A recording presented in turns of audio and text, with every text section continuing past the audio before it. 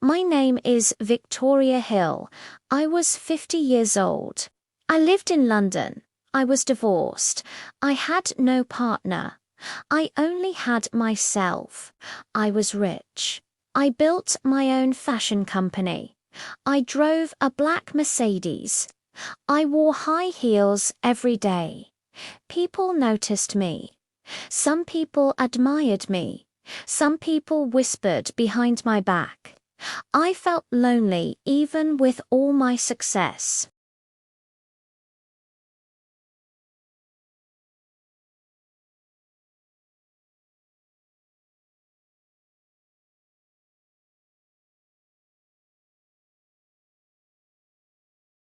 I sat with a coffee near the window.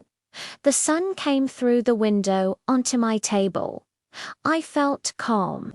I felt alone and unnoticed. Then I saw him. He was a young man. He was tall, about 25 years old. He had dark brown hair. He looked worried. His wallet was small.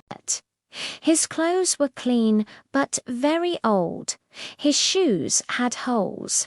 He looked at the menu. Then he looked at his wallet. He bit his lip. He seemed hungry. Something moved inside me. I usually never talked to strangers. But this young man was different. He was not begging. He was only quiet and worried. I walked to him. He looked up. He seemed surprised. "Hello," I said softly. "Are you hungry?" He waited a moment. "Yes, a little," he said shyly. "I can buy your lunch," I said. His eyes got big. "Oh no, you don't have to," he said quickly. "Please," I said. "Just a small kindness." He looked at me for a long moment. Then he smiled a little. "Thank you," he said quietly. We sat at a small table. He ate quickly.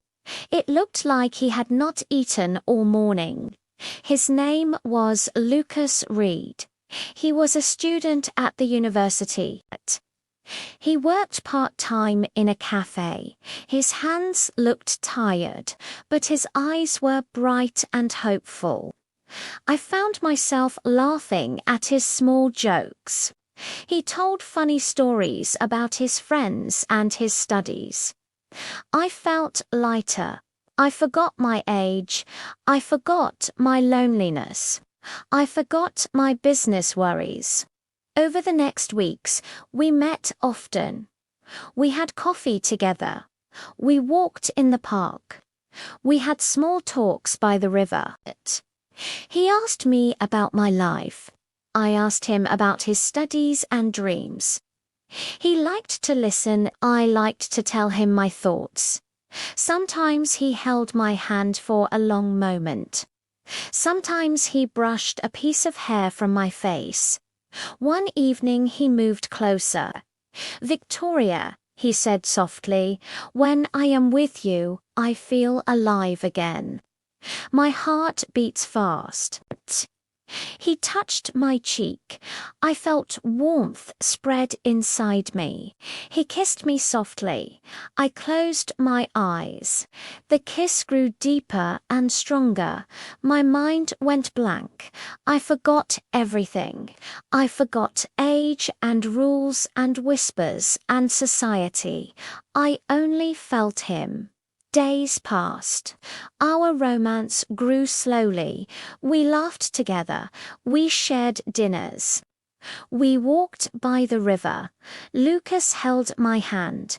He made me coffee. He told me funny stories. Sometimes he just sat quietly with me. He made me feel young again. One day, Lucas proposed. "Marry me," he said. I laughed at first. "Are you serious?" I asked. He nodded. "I love you, Victoria, not your money." I wanted to believe him. We had a small wedding abroad. It was on a sunny hill in Italy. The ceremony was quiet. The sun was warm. The sea was in the distance. Life felt perfect. After the wedding, he was more loving than ever. He kissed me often. He held me close. He whispered sweet words. I felt happy and safe. But then one evening, Lucas looked worried. He held his phone tight in his hand. His face had no color. "Victoria, I need to tell you something," he said softly. "It's about my ex-girlfriend. Her name is Mia." I felt my stomach feel tight. "What happened?" I asked. He took a deep breath. "She is angry. She wants to hurt me. She said she will go to the police. She will lie. She will say I used you for money. She will say I married you for your business." He looked down. "If she does this, my life will be destroyed," he said. His voice shook. He looked scared. He touched my hand like a child asking for help. "I'm so sorry," he said quietly. "I don't know what to do." My heart softened. I felt sorry for him. "Tell me what you need," I said. "Mia wants money," he said. He looked embarrassed. "She wants me to pay her to stay quiet." "I don't want to ask you, but I am scared." I gave him money to protect him. He held me close. He kissed my forehead softly. "Thank you," he said quietly. "You saved me." Weeks passed. Sometimes he came to me with new worries. Sometimes the amount was small. Sometimes it was more. He always looked upset. He always said, "I am trying. I just need a little help." And each time I believed him, I loved him. I wanted to protect him. One morning I woke up. I felt something strange. The other side of the bed was cold. Lucas was not there. I checked the closet. His clothes were gone. His shoes were gone. His suitcase was gone. The house was silent. Too silent. I called his name. No answer. I called his phone. It was switched off. My hands began to shake. I checked my bank accounts. Large amounts of money were missing. I checked the company accounts. More money was gone. It was moved slowly, month by month. My legs felt weak. I sat on the floor. There was no Mia. There was no danger. There was no blackmail. There were no threats. Only lies. He planned everything. He married me for money. He took my trust. He took my love. Then he disappeared as if I never existed. A cold feeling passed through my chest. It felt like something inside me broke. I felt lost, angry, and sad. But I fought. I protected my company. I took back control of my life. I became stronger and wiser.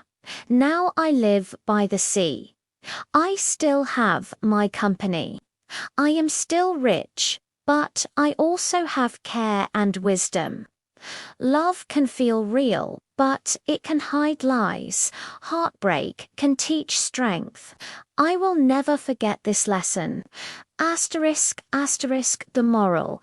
Asterisk, asterisk, not everyone who shows love has pure intentions. Some people use kindness and romance to take advantage of others. We must protect our hearts and be careful who we trust. True love is shown through actions over time, not just words. When something feels too perfect, we should ask questions and look carefully. Wisdom comes from experience, even painful experience. We can become stronger after heartbreak if we learn from our mistakes and never lose faith in ourselves.